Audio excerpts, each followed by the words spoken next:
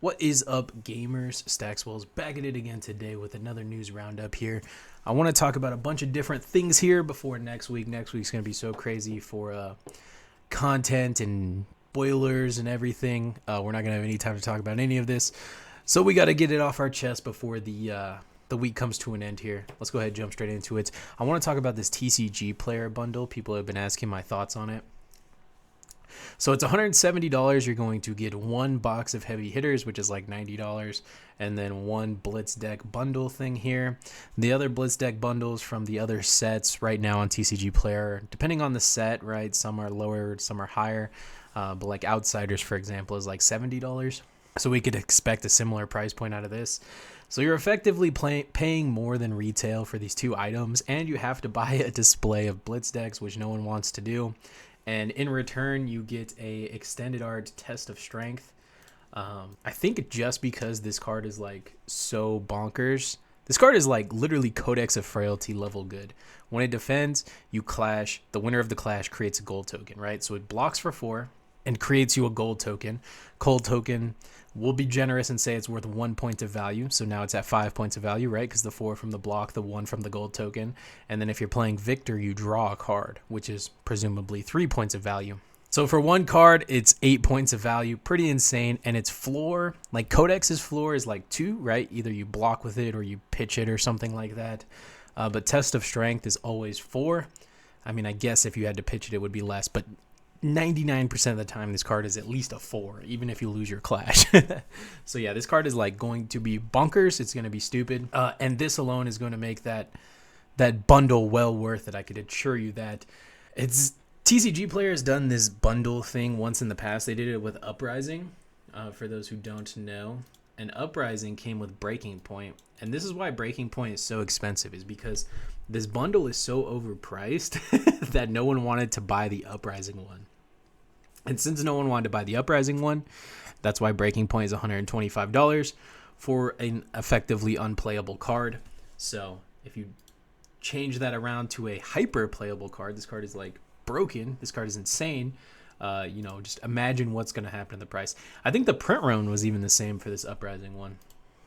And I remember I bought the Uprising one, so I was keeping an eye on all of the movement and stuff on it. So if you look at the current heavy hitters bundle, it says like act fast. We only have 1,500 available. I remember for days after this bundle dropped last time, like there's a little countdown and everything. Like people are going to be clicking refresh, waiting for it. The last one was days until they ran out, maybe even like weeks. I don't know, but I remember checking like days later and only like 700 sold, something like that. So yeah, no one was a huge fan of that. And again, it totally makes sense, right? The MSRP or whatever on this. But if you think you're going to come in here and just be able to buy these singles for a reasonable price, I don't think so. I'm pretty sure the singles are, I imagine, going to be higher than Breaking Point, which is already pretty crazy. So yeah, do with that information as you will. I think it is well worth it just for that promo alone. But if you're not interested in that promo, definitely not worth it. I mean, I guess you could sell the promo and make a lot of the money back here. Yeah, highly recommend. Staxwell thumbs up for sure. Next thing I want to talk about is the pre-release. You get these tokens in rainbow foil, and then you get starting stake cold foil. Kind of neat. Last time for Outsiders, they gave us the cold foil tokens, and then at it was the Calling at Pro Tour. They gave us the rainbow foil extended art tokens. So it looks like they're just coming out the gate with the rainbow tokens now, which is interesting because that will confirm that they're not coming rainbow in the set itself, right? So not like gold tokens or Runechant tokens or anything like that. It's not obtainable as a rainbow from the set. And then the cold foils are being saved, presumably for a later Calling or Nationals or something like that promotion. So that's kind of cool. It's possible that they save the Vigor, Might, Agility in this gold token. It's possible that they save all this stuff for prize wall ticket, like prizes from the prize wall. So it's possible that this is like going to be the highest realistically obtainable rarity of these cards for most players. So I definitely recommend getting out there and getting at least like your own personal set of this stuff to play with. The starting stake, I don't think it's particularly good or anything. I wouldn't be losing sleep over it if I don't win any of them. I'm definitely going to be showing up, playing for fun, not sweating if I don't get the starting stake. It doesn't seem like that great of a card. It seems fine, don't get me wrong, but it's not like broken, I don't think. It's definitely no Test of Strength, that's for sure. Another thing I want to bring up is the Marvel heroes here. Like, yeah, they're kind of learning from their promos, right? They're learning a lot from them. So for Kasai here, I just brought her up as an example, but for like almost all the heroes, they have the Marvel cards, which is interesting because that kind of begs the question, what are they going to do for like RTN promos or ProQuest promos or whatever? Normally they put the heroes in the top 4 of the RTN as a promo. So obviously they can't do that now. Who would want to show up and win a regular cold foil Kasai when you could just pull a Marvel from the pack, right? So that'll be interesting to see what they try and do. Maybe they'll save the weapons and do it for that, and then what are we going to have in the armory? So it's like, it's going to be an interesting season for promos. Seems like they're experimenting and trying new things. I do like the Marvels of these in the set. I hope they're worth some kind of money and it's not like Uvia Marvel where it's like $10 or $15. You know, I hope these are hard to pull. I hope they're worth a little bit of money, give you something to chase, give you a reason to want to open product.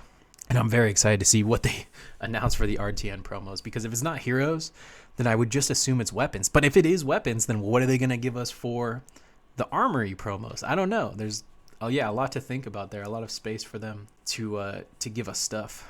And I think every hero has been kind of like pseudo announced to have a Marvel, except for the new Reinar art.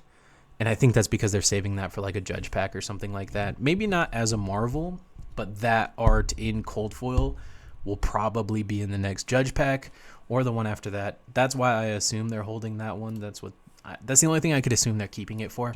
And then, one side like little tidbit here. I pulled up Kasai just like as an example. Why does this say the Prince of Vengeance? Is there something I don't understand? Because in the article, it keeps referencing her as a her, right? It says the Centauri taught her how to survive.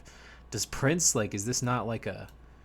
I don't know. Maybe I'm reading too much into it. Maybe it's just a typo. I don't know. I thought she would be the Princess of Vengeance, but whatever. I don't know. Moving on. Been a lot of discussion about AI art in the trading card space lately. Magic put out this ad here, and then someone called it out for being AI. Like, yeah, anyone could just look at this and tell it's AI, this background imagery. And then for some reason, Magic decided to like say it wasn't AI and like double down and insist it wasn't AI. And then like someone put it through like an AI filter and proved it was AI, to which like Magic, totally apologized and bent over backwards, saying that they're going to do better, yada, yada, yada.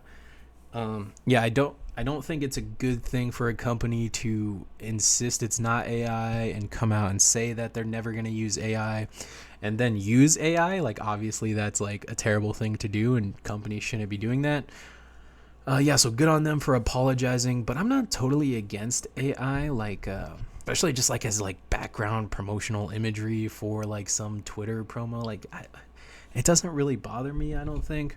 If you could save a little bit of money here and then put that money into something more impactful, right? So put that money into, instead of like paying an artist to paint this, pay them to paint something more influential, right? Pay them to print an alternate art of a card, or use that money to run a different marketing campaign, or use that money to pay the judges more, or something like that. I'm not totally against like the concept of AI. I understand this is like gonna be the future. This is just gonna be the way the world works at some point.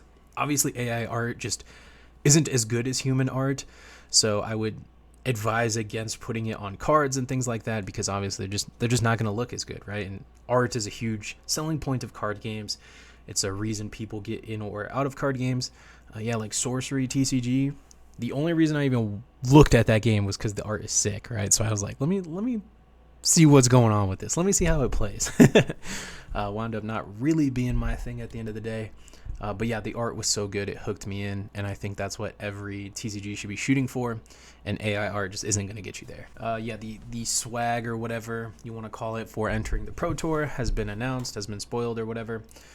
The Grandra Valahai is the like Fabled Gem that's going to be on the Pro Tour mat. Every Pro Tour they put a new Fabled Gem on it, and so far it's been like in order.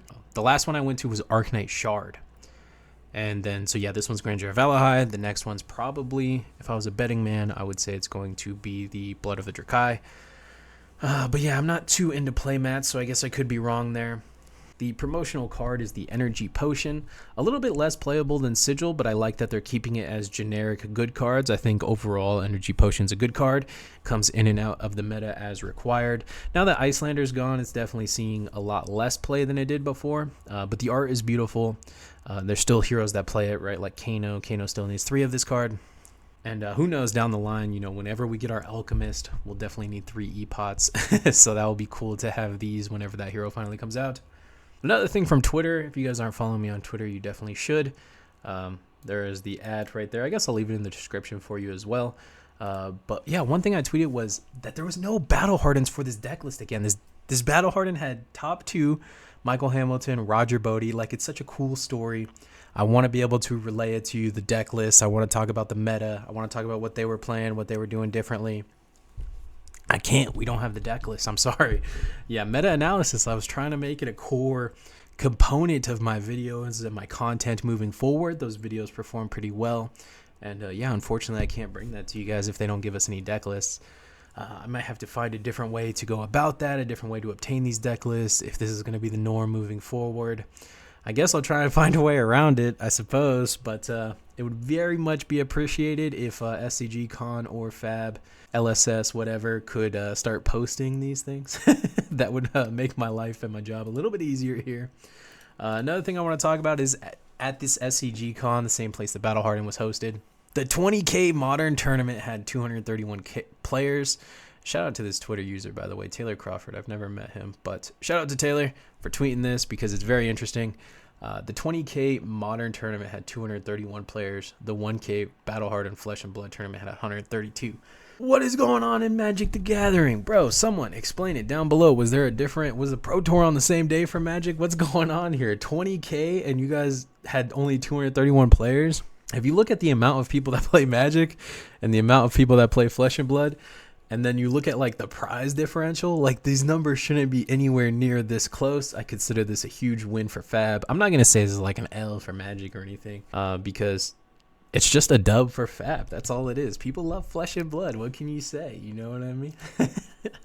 Anyway, let me know your guys' thoughts of all of this stuff in the comments down below. That's all I got for you guys today. Thank you so much for watching. Don't forget to like, comment, rate, subscribe. Help the algorithm help me out just a little bit. Later, gamers.